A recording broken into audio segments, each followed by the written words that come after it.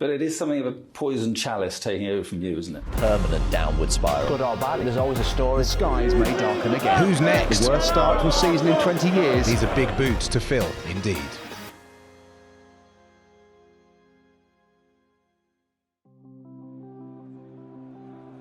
Good news, United funds in Fergie special.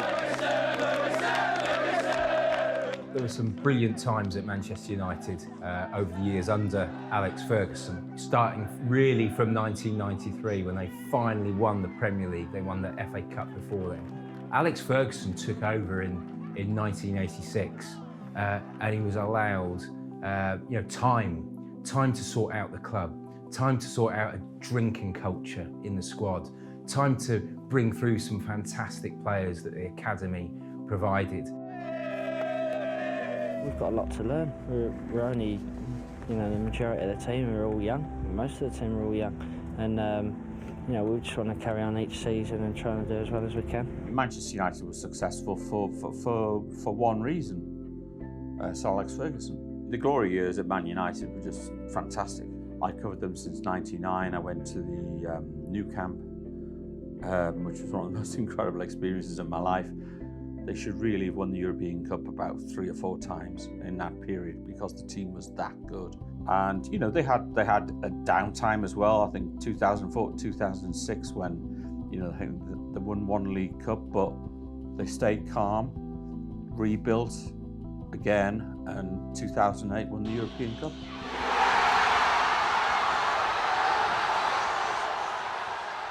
People underestimate the seismic effect of him retiring. It was a shock, certainly a shock to the stock market. I think United shares dipped 5, 6, 7% because they obviously knew that the chances of Man United maintaining their grip on English football was increasingly unlikely. And people sort of expected, because it's Man United, they're still going to win titles, underestimating the effect of Sir Alex. Obviously all the talk was who was going to replace him. Who was next, what's going to happen next. I don't think anyone thought it would decline to the extent that it did. So for the first time in 26 years, Manchester United introduce a new manager. Well, I come to a club where the word success is tattooed right across its badge. So my job is to continue that. This club's about winning trophies, and it's something I'm looking forward to doing. I'm hungry to do it. David Moyes was chosen because he was seen as a steady hand who would continue the traditions of bringing young players through, knew the Premier League, friends with Sir Alex. I think many people felt that having done a terrific job at Everton, he would be the right man. But unfortunately, he only lasted 10 months. I think the 3rd shortest reign of any United manager. A commute David Moyes will never make again. I don't agree with him going, but I think they've got to get rid of him now. They've got to do it now, cut the losses and move on. Personally, I'd have liked him to succeed. I'd like a British manager to be at Man United, but he obviously hasn't worked this time. It didn't matter who was going to be appointed. They would all have had the same problem. It would have been difficult for any manager to follow in the footsteps of Ferguson. It's a bit like when you were a kid at school, and the headmaster went and the part-time tutor came in and you'd all take the mick. In total, 8 managers of various lengths of time followed Alex Ferguson. 2 of them, Mourinho and Louis van Gaal, regarded as 2 of the best coaches in the last 30 years of football, last 30, 40 years of football. I think Jose Mourinho was probably the best of the lot, although he made himself unpopular with some of the fans and the players eventually, but then that's typical Mourinho. He normally does weave his magic for a bit, then sort of falls out with pretty much everybody. 3 premierships, and I won more premierships alone than the other 19 managers together. Respect, man, respect. Go home. You had Ralph Rangnick, you had Van Gaal, you had Solskjaer. Ole Solskjaer had a fantastic start. He was just falling short, just kept falling short. When you replace an institution like Alex Ferguson, you had to be given time. When it starts to unravel at Man United, you just can't grab hold of it. It's a monster, and I think the pressure of it even wilts some of the best managers.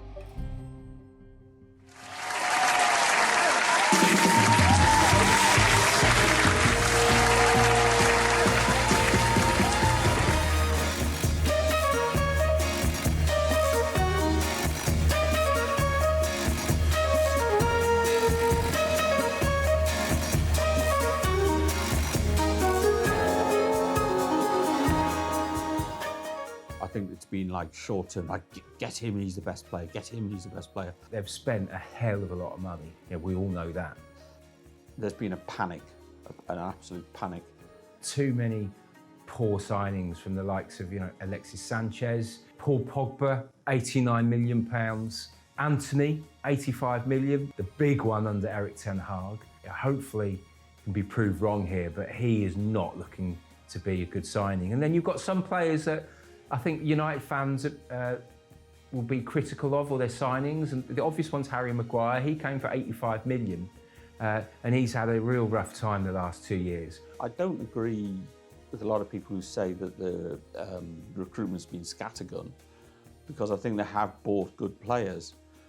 Problem is, a lot of the players they bought are players who've done it elsewhere. You have a Schweinsteiger, you have a Casemiro, Varane, 5 Champions League. I always think you need to buy a player who still needs to achieve something. And even the biggest signings they've made, Rio Ferdinand is a great example how he was one of the best centre-backs in Europe and all that, but he still hadn't really reached his peak. The only person I've spoken to actually had a proper plan was Rennie Mullenstein, and he said, you've got to get players in now to win the title in 3 years' time. Sadly, the one signing that knocked Manchester United off course in the last 10 years was Ronaldo, because I think Ole Solskjaer had the right system, and then Ronaldo was sort of dropped on his lap, and it was a situation where he couldn't not sign him, and the whole progression that he was trying to get to stopped. Do you have anything to say to Manchester United fans, Mr. Glazer? Manchester United's owners, where do you start with this one? Are you disappointed with Manchester United's season? I don't think this is the time to talk about that. If there's one way you want to wind up any Manchester United fan, Nothing to say at all to the fans of Manchester United, Mr. Glazer. if you want to really see that anger in the face of a United fan, Are the fans just customers to you, Mr. Glazer? get them on the Glazer family. Come on, start a riot. When they love you too much, now it's fame, fake, or even hate. Don't be scared when the weight paralyzes your state at the gate. Wade wanted to come home and take over somewhere where, if he wants to come here, he'd never be able to come here on a match day unless he had bodyguards, which the Prime Minister would be proud for. And, you know, he's not wanted. He's got no interest in football, this guy, whatsoever. He just hasn't. I don't even think he knows even where Manchester is. The blood boils of United fans seeing what the Glazers have done in terms of the fact that they've taken so much money out. There seems to be a lack of care, basically, you know, when you've got a football ground where the roof's leaking onto the supporters and stuff like that. You know, there just seems to be a lack of care there. My goodness, there's some, holes in the roofs at Old Trafford. It really needs, hundreds of millions spent on it. The owners are unpopular. The Glazer family, they took a club that was in the black into the red overnight. They've obviously taken huge profits out. They've borrowed against the club's earnings. When United fans say they've stolen money, they've done it legally. But I don't think you can blame the fact that Man United haven't won the league in the last 10 years on them. Sometimes that's just how it is. Manchester United have employed some of the best coaches in Europe in the last 10 years. They've spent over £1 billion on players. And I'm not being pro-Glazer here. All I'm saying is that is not the biggest problem. The problem is that you lost a manager who had total control of a football club, and nobody else could control it in the same way.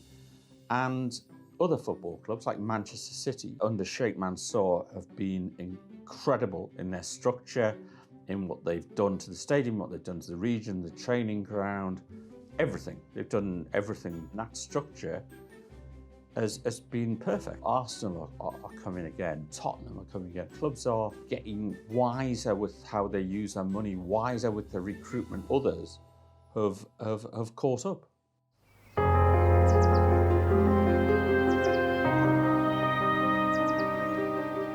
Can Manchester United get back to where they were? Now, I think it's really possible for this reason. You only have to look at Arsenal and like how they transformed over a couple of years under Mikel Arteta.